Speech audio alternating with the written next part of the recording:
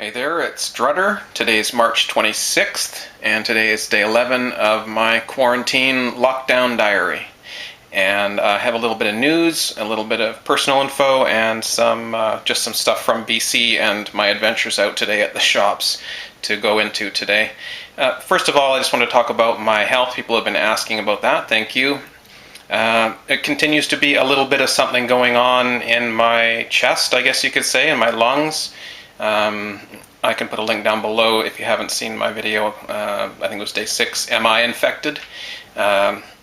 Still don't know. There's not really testing here. I'm probably going to be waiting until there is antibody testing, which hopefully will be in the next weeks or so available, and then I can just get a little bit of blood drawn and then find out if I have had it or not.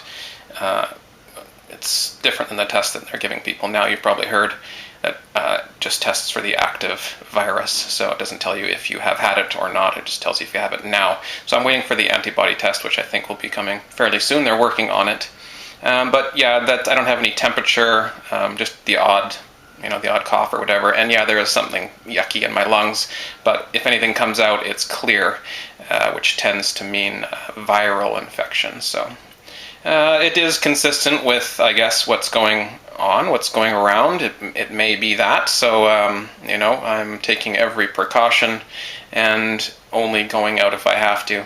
If it is, I've read that with the first 5 to 7 days are when you are contagious, but that's still tentative information. We aren't sure about that. So, if I have had this, then it should be, I don't know, less contagious or not contagious now. I don't know. Maybe I'm just making excuses because I still have groceries to get so that we can make it through the month with a full lockdown coming any day. And they're just, they're talking about all kinds of stuff. We'll get into that next, but some news from around the world, I guess. Well, some stuff that I noticed stick out was the USA is now the most infected country in terms of number of infected people. I don't think that's true. I think China probably is. China's numbers are fake that they're providing, but officially the USA is now the most infected country. They're not the most deaths yet. A lot of deaths are happening elsewhere. Trump is considering armed troops on the Canadian-USA border. Okay. Whatever. To keep the infected in, I guess? I don't know, like what? I guess he's saying that there may be infected illegal immigrants coming in from Canada. What? Why would anyone come from? Anyhow, there are 39 dead here now in Canada. That's not an insignificant amount. It is adding up, and it is going exponential. But as they say, we are behind the USA, and the USA is behind the UK, and the UK is behind countries like Spain, and Spain is behind Italy.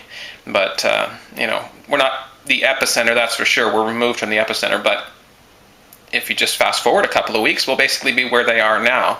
So everything is in kind of like on time delays, if you can think of it that way. And it just depends on when you first started getting community transmission in your area, and I think that's been happening here in BC for a while. There's 14 dead now in BC, so I guess the other 25 or so are in the rest of Canada. And in Spain, there's thousands dying unnecessarily, hundreds or thousands even of people dying unnecessarily from treatable conditions because the hospitals and the healthcare system is so slammed and it's just disintegrated, basically. The corpses are piling up, literally. They don't know what to do with all the dead bodies. There's just so many people dying, and that's a real tragedy. That's a wonderful place, a wonderful part of the world, isn't it? Europe, basically the entire Europe is destroyed. Spain, Italy, Switzerland even, Belgium, the Netherlands, I think, a lot of that area, Northern Europe, and the Middle East, I think, is getting worse and worse. So a lot of people are suffering right now, and it's horrible, it's terrible, and it is, it's sad that the people are still going around saying it's not real, it's all mainstream media hoax. It's not a mainstream media hoax. The mainstream media is known to lie, yes, but that doesn't mean everything they say is incorrect. Otherwise, they could just, if you believe that, then they can control you by saying the opposite of what's true or exactly what's true, and you will always believe that what they say is not true. It just doesn't work. they've got you, basically, if you believe that. What you have to believe is that what they say might not be true. That's all we know. We don't know. Basically, they're liars. They're known liars. But that doesn't mean, like, a liar can sometimes tell the truth, right? Even a broken clock is right twice a day. So don't just say that whatever the media says, the opposite is true. That's bad logic right there. Let's get over that. And let's then go look at the anecdotes. Let's go look at the physical evidence. Look at people's stories. Look at what's going on. Labs and universities and hospitals all around the world are studying this thing. And they're looking at it in the microscope. They're looking at the patients all dying of the exact same condition spreading. And it is not a lie. It's not a hoax. It's really happening. Like I've said before, where did it come from? That's sure up in the air, right? We don't know if it's natural. It sure doesn't seem like it. But that doesn't mean that it's fake. There's a difference between fake and unnatural. They're similar words, but they're not the same. We have to, this matters. It matters because it's not a hoax. And more people will die, the more and more people are spreading that idea that it's a hoax. It's not a hoax. We do need to take care of this. Whether or not it's like a loaded gun being held to our heads, that's how I kind of feel about it. It's like someone took a gun and loaded it and held it to our heads. And some people are screaming, oh, well, they're known liars. There's no bullet in there. You don't know there's no bullet in there. In fact, the bullet's already been fired. It's whether or not we can dodge it now or not.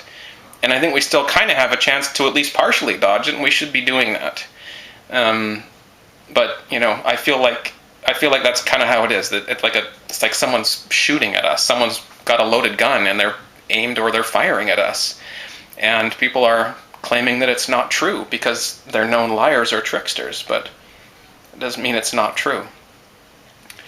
We have to deal with the fact that we're about to get injured or killed by this. We have to deal with that, and then we can deal with the fact of the idea of where did it come from, who did this, or whether it was natural or not. We can find that out or investigate that. But unfortunately, we do have to shelter in place right now. It's kind of like our hand has been forced, I guess you could say. Our hand has been forced. I don't like that, but that is the case. Our hand has been forced.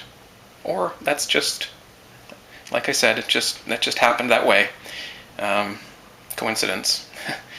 But anyhow, doesn't matter.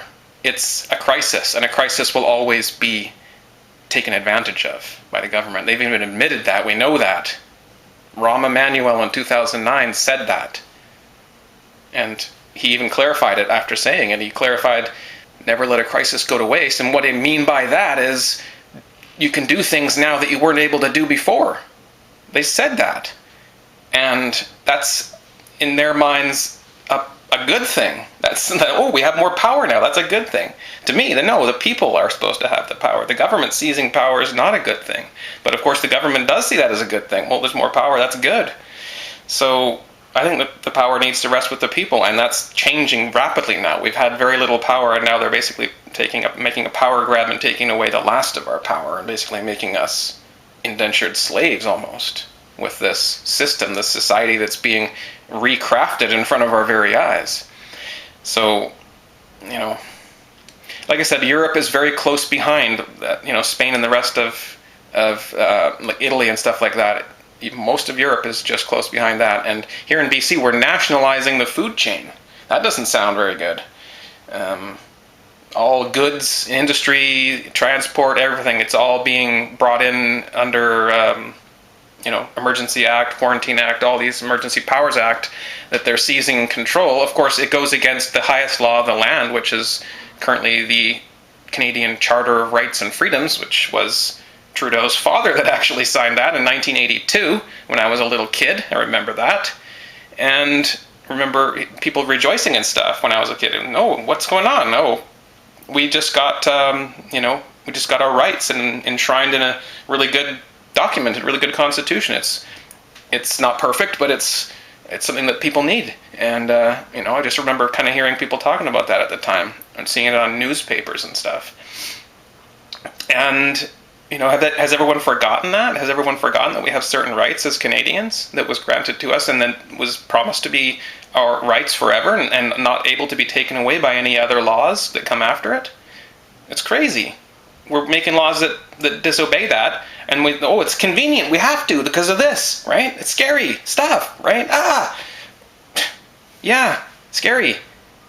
Sure, but that's what that document was made for. It was made for times that are scary, to remind us what we can and can't do. One of the things we can't do is for the government to take all our rights away and nationalize the food chain and all industry and transport and everything else.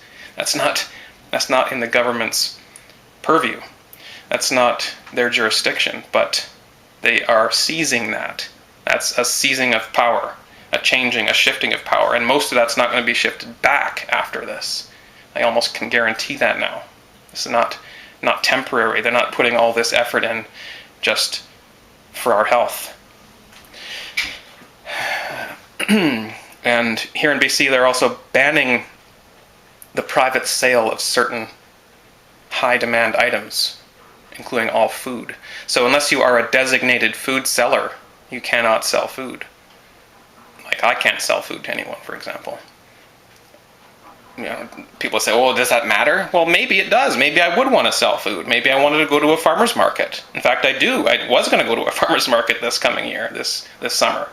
But I won't. I guess I can't. I guess that's not legal unless you are certified now. So no private sale of any in-demand items, which includes all food, apparently, and any like cleaning products and anything else. You can't have it. You can't sell that privately. I don't know. And they say this is to fight hoarders, right? To fight hoarders. Basically, it's restrictions on the free market. It's just more and more restrictions on the free market. Stuff you can and can't do. Limits. Restrictions. Taxes. Stuff that slows things down. That's a restriction on the free market that destroys the economy. This is more manipulation, more fascism, more heavy socialism. And now they're saying fines for not social distancing. And they're actually considering other enforcement as needed. So physical violence, I think, not just punishments, financial punishments, but violence against people, taking them away, putting them in jail or something, or bringing them before the court to be punished further for not social distancing. So we're in new ground here. I've never lived in such a time. I remember during the G20 in 2010, which I didn't even attend. I was just paying very, very close attention to it from here in Vancouver.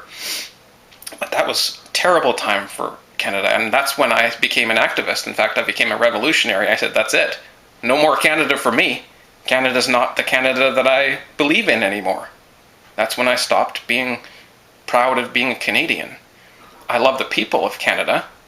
I love the geography of Canada, the physical place, but the system here now, the government here now, no, not at all. And I haven't for a long time. I can't, I won't support such tyranny, literal tyranny. And I've proved time and again that we live in a tyrannical system without liberty, even though the Charter of Rights and Freedoms 1982 says we have liberty in Canada, the right to do as we choose as long as we're not harming others. I can't do that. I've proven that. I've proven that I can grow a plant and I can get put into prison for it. I've proven it.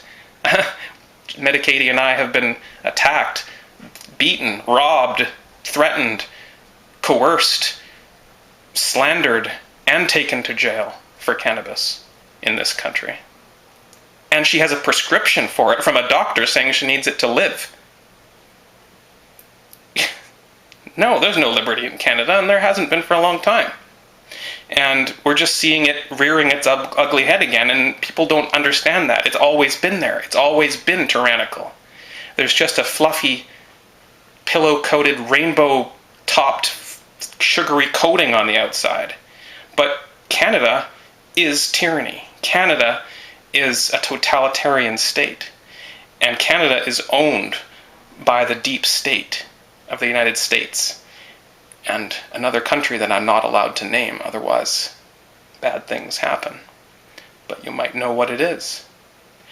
And certain religious fanatics in certain sects of these upper echelons of the deep state in these countries, including the UK as well, are in control of Canada and have been for a long time. And you see it when this happens. It's a globalist agenda. It's very widespread the way that this happens and very coordinated. Within a week, the entire world, or the entire Western world at least, can change.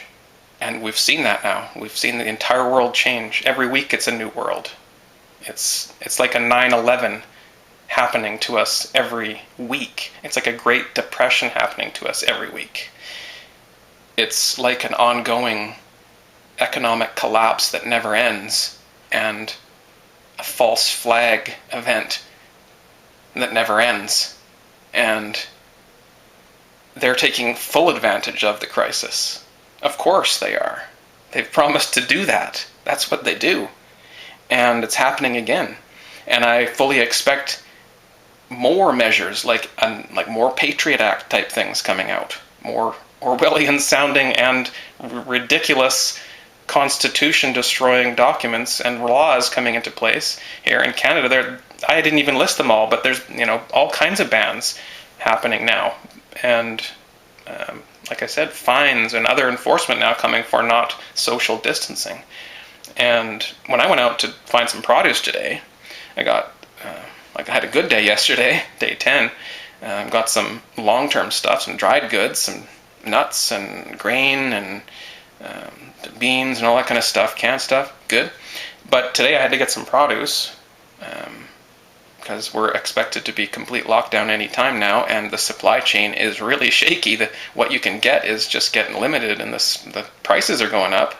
So today I went out with the rest of our money for the month that we got yesterday, and there was a lineup to get in at the shop. And signs up everywhere, we obey strict social distancing and you must do blank, blank, blank. Lines on the ground outside every 2 meters where you were allowed to stand. You could stand on the line, and then there was a space, and then there was another line for someone else to stand on while we're waiting in lineup. And then they were only letting a certain number of people in the store, and certain stuff was totally wiped out. Luckily, produce is still good. I think a lot of it, in that shop at least, is grown locally, or at least in BC here, so that kind of stuff is still moving. But there's a lot of stuff that's not moving from internationally, and a lot of stuff that's not moving even provincially between provinces now in Canada. So I'm expecting certain things to start disappearing even more than they have been already. But luckily, produce was pretty good. I did manage to scoop up what I needed, and for the most part. And then there was some stuff that was a little more pricey than I would have wanted, but we're okay now. And there was an announcement while I was shopping saying, I can't remember exactly, I wish I'd recorded it, but it said something like, cash is reluctantly accepted. We're discouraging all use of cash. Oh, and we're discouraging any use of cards even that we have to touch. So basically only the cards where the customer does the whole thing. You tap it and then you punch in your code, or you wave it even. You don't even have to tap it. Some of them are just like, whoop, you just through the air. Got it. And really it's just about that microchip that's on the card. It's not about the card anymore. They used to actually take an imprint of that card, I remember, to get your payment, but no, it's not how it works anymore. It's just about the microchip. And that's how the only way to pay now is microchip. That's really the only way to pay, except for that cash that's still reluctantly being accepted. And you can tell it's not very long. That's not going to be not long until they're going to take it away. And the cashier was behind a plexiglass box. Like, normally they're in this open thing. There's like 3 or 4 cashiers, and then there's like big lanes, and you're just going to go through, and there's like big carts and stuff like that, because it's like a big box store kind of thing. And so it was normally very open, but now there's these like hanging from the roof, there's these plexiglass things coming down. They're like on 3 sides, and she's boxed in there, and I had to put the cash through a little crack. There wasn't really a spot for it even really anymore, and she's grumbling, and now she had to come around the corner and give me my change, and then she had to wash her hands and everything. It's like, yeah, I understand everything is dirty, it's true, but this is getting kind of weird, and there's an agenda there, and all the grocery stores are getting these plexiglass boxes and shields and things all at once, and it's all about separating out the customer from the cashier, right? The cashier, the cash, it's not going to be called a cashier anymore, I guess only by convention. because they're not going to have cash. They're not going to accept it. And it's not going to be legal tender anymore, only digital. We're going to a digital cashless world, and it's being brought in right now. Coming in right in front of our eyes. And then I got into the taxi on the way home. I was going to walk, but it was just way too much, too heavy of stuff. I ended up getting some bigger, heavier stuff too, and liquid stuff. And I was like, no, that's just not happening, because I live way across town from there. So called the taxi, figured out $7. Oh well, at least I got what I needed. And got into the taxi and I was driving home, and I told him, I said, a store reluctantly took my cash. Isn't that ridiculous? And he goes, what do you mean? I don't take cash. It's like, what? He's like, oh yeah, new policy, no cash. Okay. What do I do when I only have cash? I've only ever paid with cash in my entire life. I don't have a credit card. He's like, oh, you don't have a credit card? Well, I can accept debit. I'm like, I don't have a bank. I don't bank. I almost asked him if he accepted crypto, but I should have even. But no, he wouldn't take the cash. I was like, but I only have cash. And no, he's like, oh, I can't. Okay, what? I don't know. I'm like, okay, then when you drop me off, I'm going to have to run inside and see if we have a bank card that we can come out and use. And luckily it did have $7 or $8 on it to pay him. But that was really inconvenient and really not good. And that's dangerous, because a lot of people don't have access to that card at all. So they'd be basically, okay, I'm stranded across town. I can't get home with my groceries. Literally cannot get home with my groceries. And people won't take my cash. Some people must be in that situation right now. That's disturbing. This is happening so quickly here in Canada, in BC, and I'm absolutely sure it's happening everywhere. So please tell me, is there any changes in how cash is being dispensed? Is your bank giving as much cash? Are they happy to, can you go into your bank and say, I want $5,000 or whatever of my money?